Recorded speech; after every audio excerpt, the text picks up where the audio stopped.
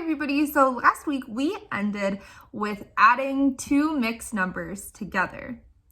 Today we're going to start with subtracting. We're going to use those same two methods that we used last week to subtract numbers. Watch and see how each method differs. When you do your task today, you can choose which method works best for you.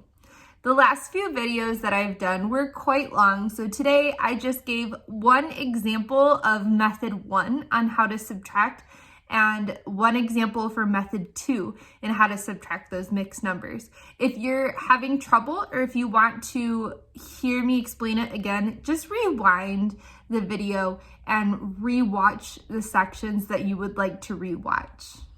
So we can also use these two methods with subtraction. Let's take a look.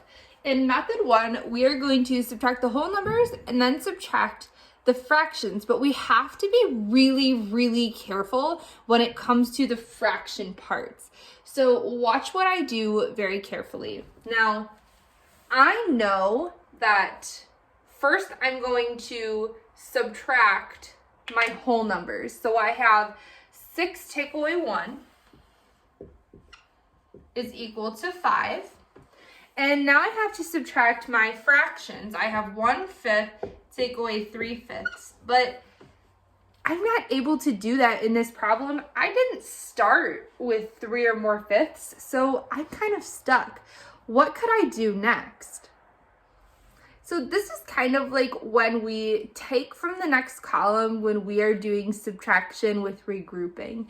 And basically what we're going to do is we're going to regroup one of these wholes as a fraction. So I could say that 5 wholes is equal to 4 and 5/5. Because I know that 5/5 is 1 whole.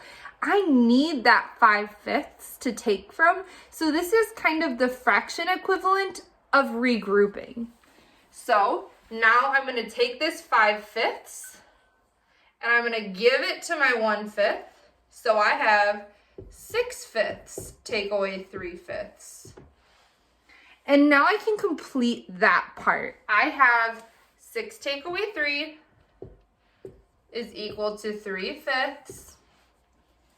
And I'm just going to now put these two numbers together. I have my whole number of 4 and my fraction of 3/5.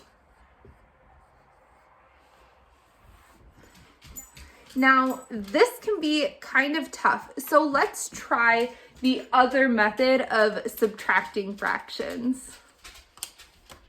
So in this method, what we're doing is we are making both of our fractions,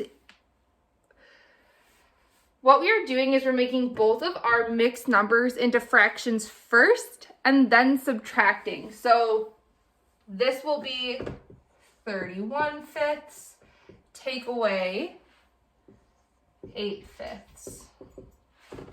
I'll do 31 take away 8, which is going to give me 23. The denominator stays the same and I have 23/5. Now I'm going to change this fraction into a mixed number by dividing. How many times can I fit 5 into 23? I can fit it 4 times because 5 times 4 is 20. There's nothing left to bring down, so the 3 is my remainder. The whole number in my division problem is the whole number in my mixed number. The remainder is the numerator.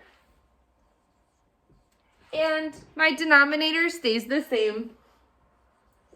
And again, I got 4 and 3/5.